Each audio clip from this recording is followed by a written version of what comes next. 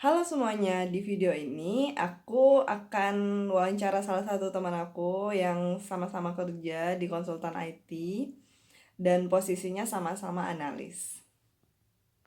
Jangan lupa subscribe supaya aku tetap semangat dan konsisten buat upload video tentang IT business analyst dan pekerjaan IT lainnya.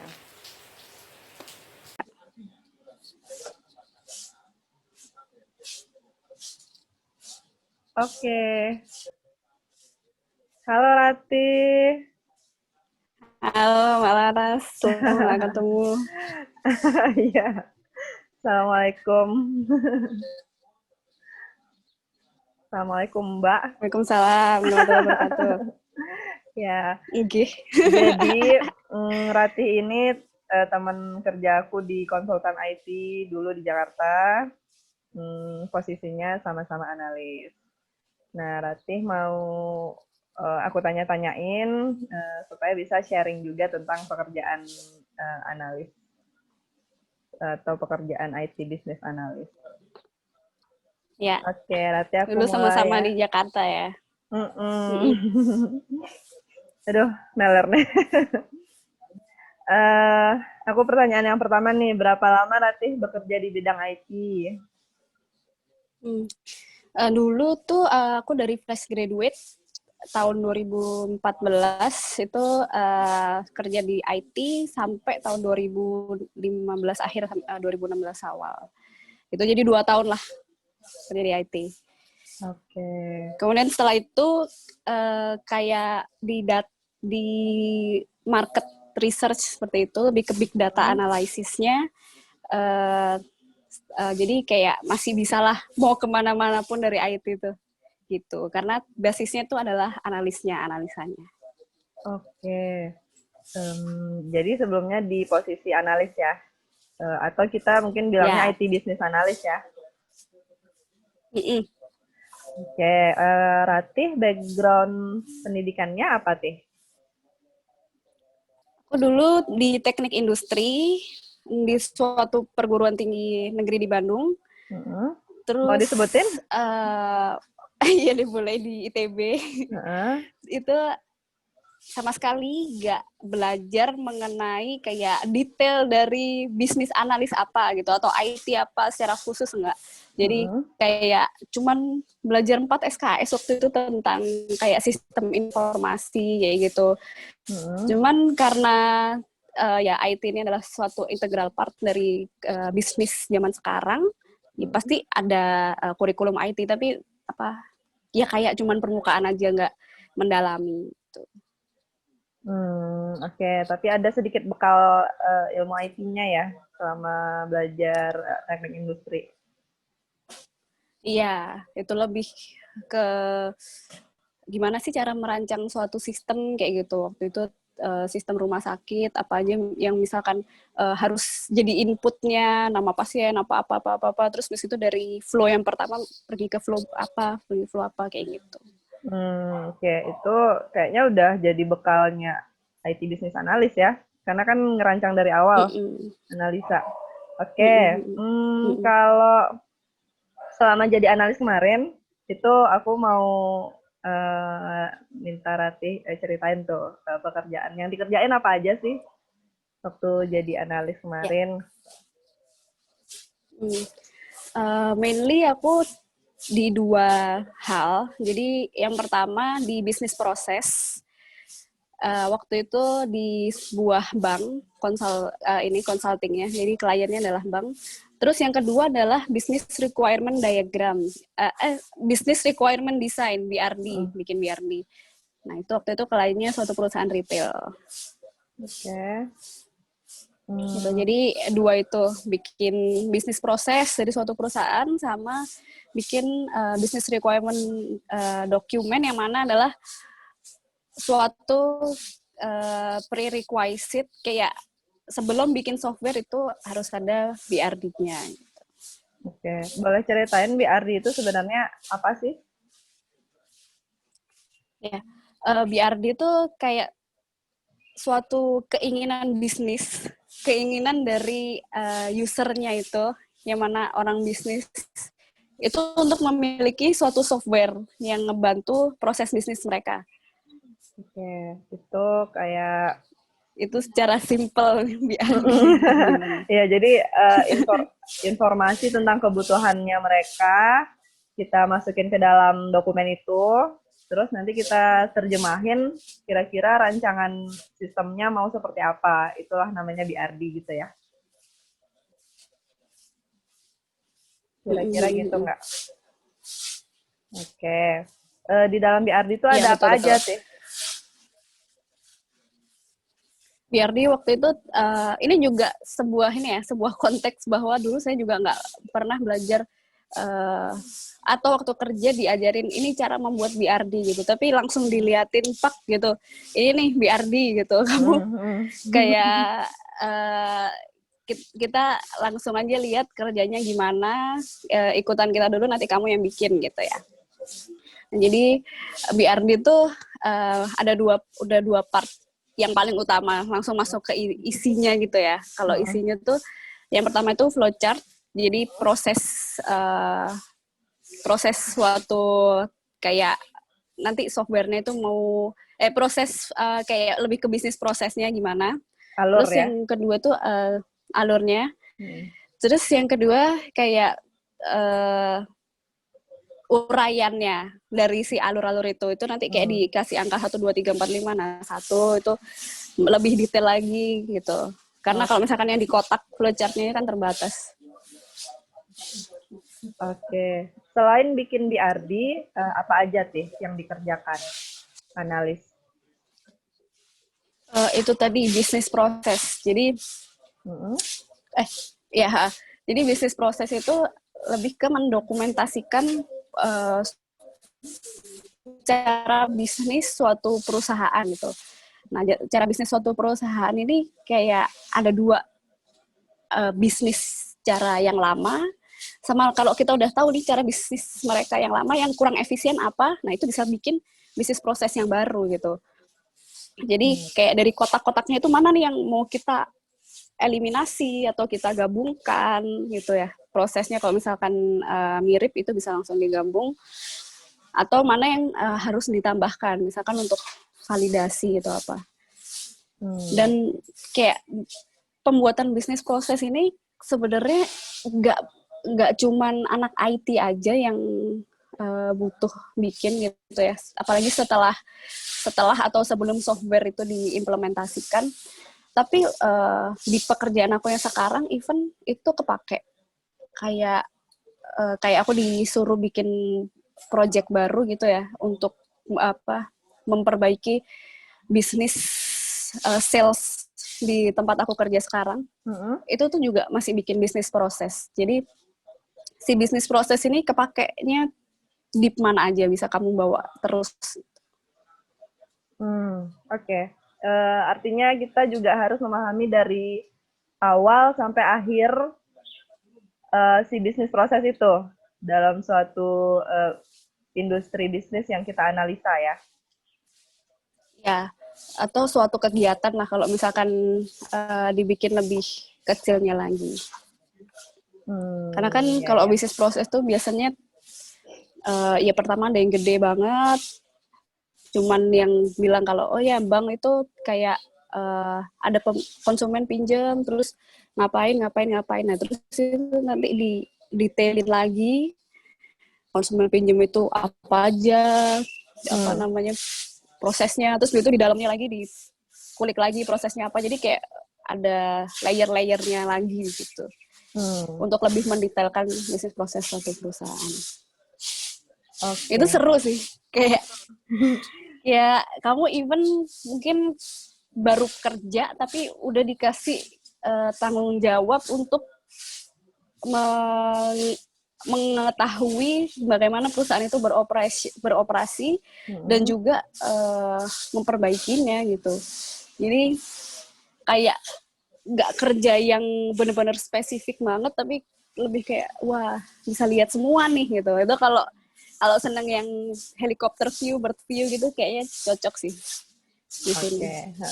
Jadi kita dituntut untuk ngelihatnya tuh jauh dari atas ya, dari awal sampai akhir. Oke, kesulitan dan kesulitannya apa? Kesulitannya Mengerjakan. tuh waktu ada beberapa step kan. Yang pertama kayak user assessment-nya itu, kayak kita nanyain ini proses bisnisnya sekarang gimana, terus kayak ke selanjutnya adalah mendokumentasikannya kayak gitu ya. Itu sebenarnya dua tahap paling utama lah, ngobrolnya sama dokumentasiinnya. Nah, yang agak susah tuh buat aku saat mendokumentasikannya gitu. Karena kalau ngobrol ya udah emang hobinya ngobrol sama orang gitu kan. Jadi dapat info sebanyak-banyaknya tuh suka banget gitu dicatat gitu kan. Nah, yang agak susah tuh mendokumentasikan. Jadi kayak ngilangin yang mana sih yang harusnya dijadiin proses, mana sih yang bukan gitu. Iya betul. Mana memilah-milah hasil obrolan tadi ya. Jadi yang pertama jadi kita kotak-kotaknya. Kita harus ngobrol, nyimak dulu obrolan dari awal sampai akhir.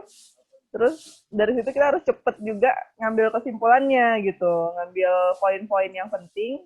Nah nanti pas kita ngedokumentasiin, nah itu kita susun lagi tuh bagus-bagus supaya di kemudian hari kita paham lagi tuh apa hasil obrolan gitu kan. Terus biar harus baca langsung lagi nyambung ya. Harus langsung nyambung ya pas ngobrol ya. Nah itu gimana siasatinnya tuh? Caranya adalah dengan langsung bikin diagramnya Gitu di depan usernya. Jadi kayak waktu ngobrol tuh, oh iya Pak, saya catat dulu ya gitu kan. Kalau ada whiteboard udah tulisnya di whiteboard gitu ya. Oh ya sama-sama. Biar nggak ketinggalan ya. Kadang kan user ngomongnya cepet. Betul. Iya betul. Nah itu cepet-cepet lah ambil spidol gitu atau bolpen. Itu kayak langsung bikin apa? Oh iya yang pertama step apa? Prosesnya ini. Iya. Tulis. Terus itu satunya prosesnya ini gitu. Jadi suatu meeting itu bisa berjalan lebih efektif karena kita udah punya at the end tuh emang konfirmasi dari user gitu kan. Oh iya. Oh tapi usernya misalkan bisa lihat juga kan. Tapi ini kayaknya nggak jadi deh kayak gitu. Yang ini nggak usah deh kayak gitu. Jadi flowchart-nya tadi emang udah fix dari first draft user gitu lah.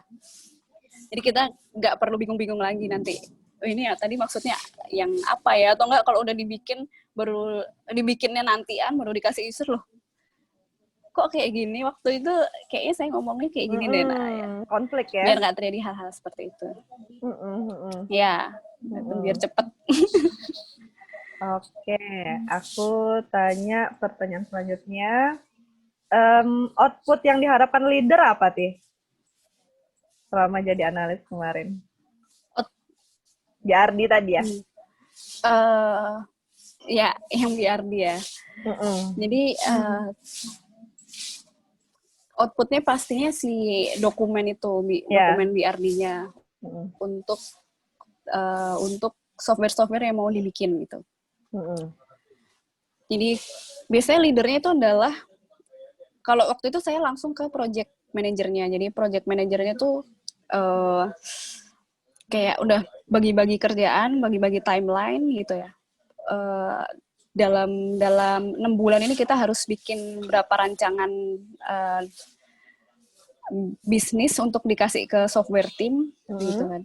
Itu misalkan 10 gitu. Nah, terus dia akan menyusun timeline-nya yang ini kapan untuk apa menggather user requirement, terus bikin BRD-nya, terus sign off-nya kapan gitu ya. Nah, itu semua sih yang harus ditepatin timeline-nya. Kalau selain BRD ada nggak output yang lain? Notula ya? Ya. Notula sih dari yang hasil ngobrol sama ininya. Tapi at the end of the day itu beneran kayak yang ya ini nih print-printan BRD-nya nih gitu, untuk ditandatangan untuk divalidasi sama user. Iya, betul. Itu ditandatangani sama user, sama leadernya kita ya. Bahwa apa yang sudah didokumentasikan di BRD itu sesuai gitu. Oke, terus aku tanya.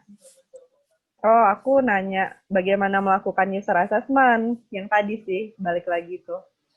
Jadi kira-kira ada tipsnya nggak ya, Tih, buat melakukan user assessment supaya berjalan efektif dan tepat gitu, tepat informasi yang kita tangkap tuh tepat. Nah, biasanya kita minta usernya cerita gitu, tapi ceritanya juga harus diarahkan gitu ya, biar runut. Misalkan kalau iya user sendiri emang udah biasa melakukan hal bisnis itu, dan dia kayak ya udah gini gitu, kayak lah gampang banget gitu. Padahal kalau orang baru kayak kita mungkin beneran harus ya harus lebih harus paham dulu gitu ya. Ya, Nah, jadi betul. ya kayak diarahkan kok misalkan kalau udah agak membingungkan gitu, kita balikin aja ke yang si chart yang kita gambar tadi di ini. Oh, itu jadi misalkan setelah ini ya Pak, atau setelah yang mana gitu.